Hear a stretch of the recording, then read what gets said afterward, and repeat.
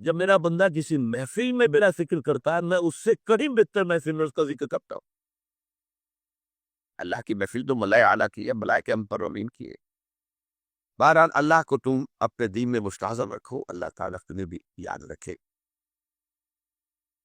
دوبارہ فرمایا احفظ اللہ تجدہ امامک تجاہک، اللہ کو یاد رکھو تو اپنے سامنے موجود پاؤ گے، جب چاہو تو آ کرو۔ تو احفظ اللہ تجدہ امامک یا تجاہک، اپنے سامنے موجود پاؤ۔ اذا سألت فاسأل اللہ، اب آ گیا وہ برکت سے۔ دیکھو جب مانگو اللہ سے مانگتا ہے، غیر اللہ کے سامنے ہاتھ دراز کرو ہی مت۔ ایک حدیث میں آتا ہے، یعنی حرام نہیں ہے، یعنی قواعد اصول قوانین کے تحت کسی سے مدد چاہنا تو سوال کرنا حرام نہیں ہے، آپ اس سوال کریں مدد لیں، اسی پر دنیا قائم ہے، ایک دوسرے کے ساتھ تعاون کے ساتھ۔ لیکن اونچا مقام کیا ہے، کسی سے سوال مت کرو سوائے اللہ، یہاں تک کہ جوتوں باندھنے کا تسمہ تمہیں درکار ہے تو بھی کسی سے مت مانگو، اللہ سے مانگو۔ کیا پتہ اللہ کس کے دل میں ڈال دے اور وہ آ کے تمہیں تسمہ پیش کر دے۔ وہ ہوتا ہے ایسا مسافر ہوتا جو اللہ کے ساتھ لو لما کا رکھنے والے ہیں، ان کے ایسے واقعات ہوتے ہیں کہ دل میں ایک بات آئی اور اس کے بعد کوئی بات جو ہے وہ خود شخص آ گیا، اس نے وہ بات پوری کر دی، کیونکہ لوگوں کے دل جو ہے وہ اللہ کے دوریوں کے مابین چاہتا پھر دیتا۔ کیا پتہ اللہ کسی فرشتے کو انسانی شکل میں بھیجے، پتہ ہے فرشتہ آتا ہے انسانی شکل ہوتا ہے، آپ کی تکلیف کو رفع کر دے، آپ کی ضرورت کو پورا کر دے، اسی سے بات، کسی اور سے بات۔ یہ ہے توحید کا لب لباب۔ یوں سمجھیے اسلام کی جڑ کیا ہے؟ ایمان۔ اسلام کا جو خارجی نظام عمل ہے، انفرادی اعمال ہو اجتماعی ہو، ان سب کی روح رواں کیا ہے؟ ایمان۔ ایک بات کو ایمان کا خلاصہ لب لباب کیا ہے؟ ایمان باللہ۔ کیسے ایمان بالآخرہ بھی ہے، ایمان بالملائکہ ہے، ایمان بالانبیاء ہے، ایمان بالرسل ہے، ایمان بالکتب ہے، ایمان بالقدر ہے، لیکن اصل ایمان، اسی لیے ایمان مجمل میں آپ کو معلوم ہے کسی اور چیز کا ذکر نہیں۔ آمنت باللہ کما ہوا باسمائہ و صفاتہ وقبیض جمیع احکامہ اقرار باللسان وتصدیق بالقلب، یہ ایمان مجمل ہے۔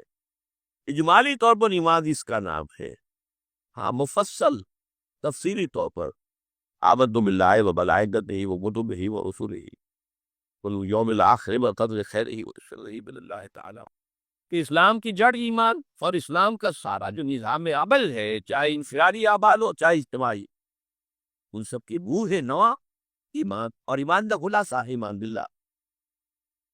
اور ایمان باللہ کا اصل حاصل وہ ہے جو سمجھتا ہے، اس کے دو تقاضے، عبادت صرف اسی کی، استعانت صرف دوسرے سے۔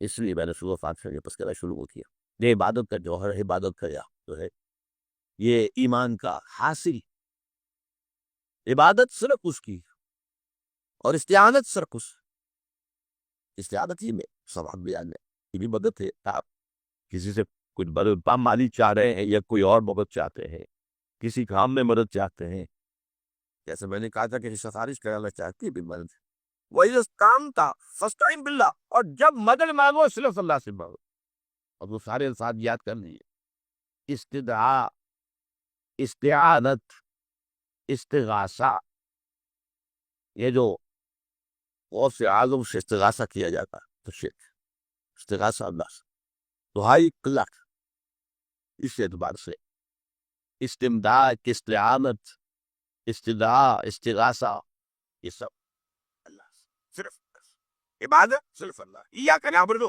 اور استعانت صرف اللہ سے، مانگو صرف اللہ سے، جب مدد طلب کرو صرف اللہ سے، اور جان لو اگر تمام لوگ جمع ہو کر تمہیں کوئی فائدہ پہنچا ہو جائے نہیں پہنچا سکتے، الا بشیء قد کتب اللہ لک وان اجتمعوا علی ان یضروک بشیء لم یضروک الا بشیء قد کتب اللہ علیک، اگر سب مل کر چاہے تمہیں کوئی نقصان پہنچا دے نہیں پہنچا سکتے مگر وہی کچھ جو اللہ نے تمہارے لیے لکھا۔ اب بتائیے خوف کی جڑ کر جائے گی. یہ جو ایمان جو ہے یہ خوف اور حزن دونوں سے نجات دلانے والی بات ہے. جو حقیقی مومن ہے وہ اللہ کا ولی ہے. قطعی وہ اللہ کا ولی. لا الہ الا اللہ لا خوف علیہم ولا هم يحزنون.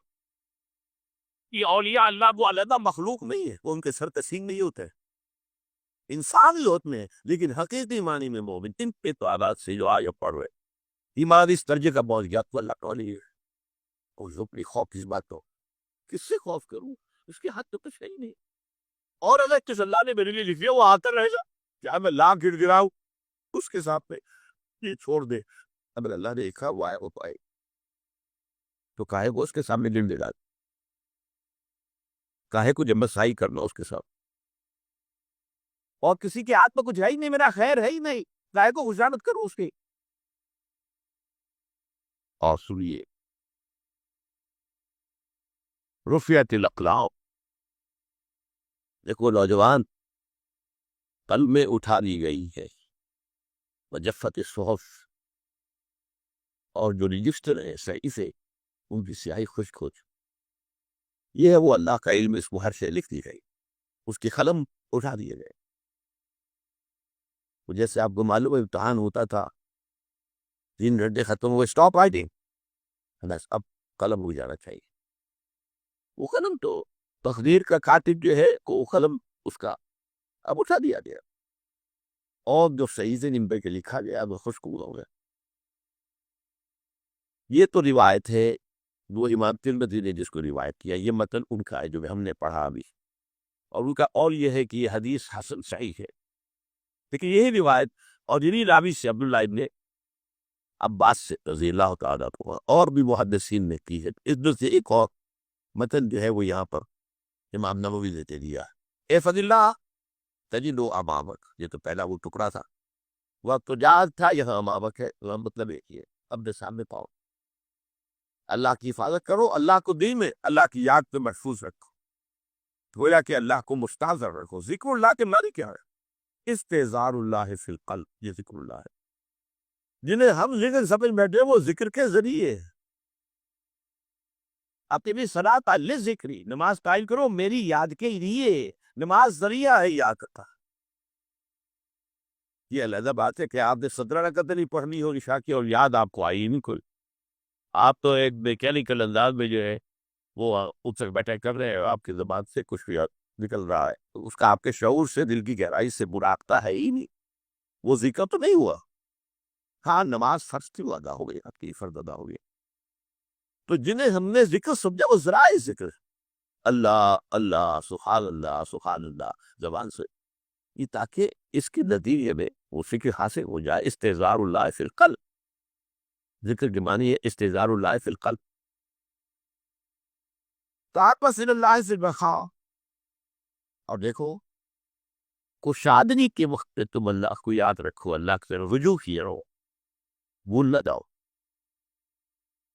وہ نہ ہو جو کبھی کہا تھا، بہادر شاہ ظفر کے اشعار میں سے بہت دور کا شعر ہے.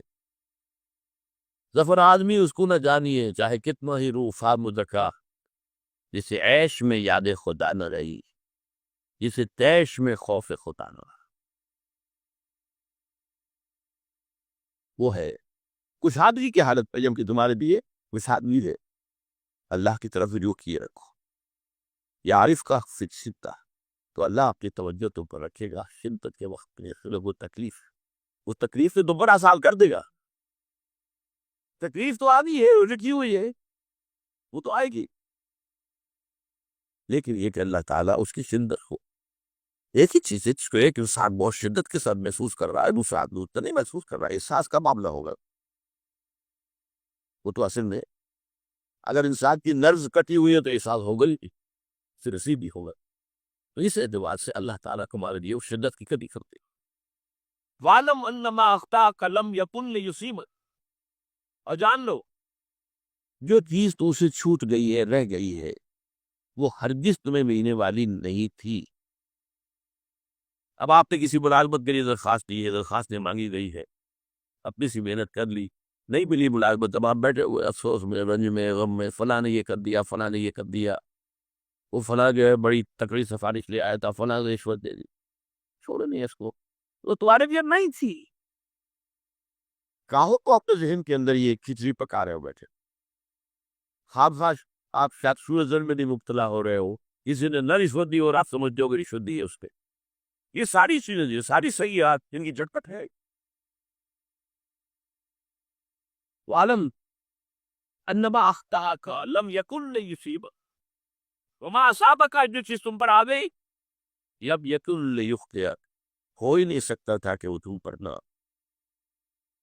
یہ کر لیتا تو ہو جاتا، شاید یہ کر لیتا، میں نے ٹھیک ہے پہلے لگوا دیا ہوتا تو یہ بات نہ ہوتی. بھائی وہ جو ہونا تھا وہ ہونا تھا. اب یہ وہ چیز ہے جس سے انسان نے کیسے پیدا ہوتی، تسلیم و رضا. ہم بھی تسلیم کی خور ڈالیں گے، بے نیازی تیری عادت ہی صحیح، اے اللہ جو تو نے چاہا مجھے قبول. کسی نے میں نے آپ کو آیت سنائی سورہ تغابن کی، ما اصاب من مصیبت الا باذن اللہ، کوئی مصیبت نہیں آتی مگر اللہ کے اذن سے. وَمَن یؤمن باللہ یہد قلبہ، جو اللہ پر ایمان رکھتا ہو اللہ اس کے دل کو ہدایت دے دیتا ہے. ہدایت کس بات کی؟ تسلیم و رضا. فردوس تک سلامت نے دخدر آزمائی، نشبت نصیب دشمن کے شبت میں باقی تیرت. اللہ تیری طرف سے مجھے قبول ہے، اور بظاہر مجھے تکلیف ہو رہی ہے لیکن یقیناً اس میں میرا کوئی خیر ہے. بیدک الخیر، میرے ہاتھ میں تو خیر ہی خیر ہے، جو بھی تیری طرف سے آئے. سر تسلیم خم ہے رضالی یاد. اور یہ مضمون جو ہے زیادہ بڑے پیمانے پر سورہ حدید پہ آیا. ما اصاب من مصیبت فی الارض ولا فی انفسکم الا فی کتاب من قبل ان نبرأھا، کوئی مصیبت نہیں آتی نہ تمہاری جانوں میں نہ زمین میں. زمین میں زلزلہ آ جانا، سیلاب آ جانا، کچھ اور زمین کا دھس جانا، یا یہ ہے کہ تمہاری جانوں میں کوئی بخار ہو گیا اور تکلیف ہو گئی، اچانک معلوم ہوا کہ صاحب کو کینسر ہے اور کینسر بھی تھرڈ اسٹیج کو پہنچ چکا.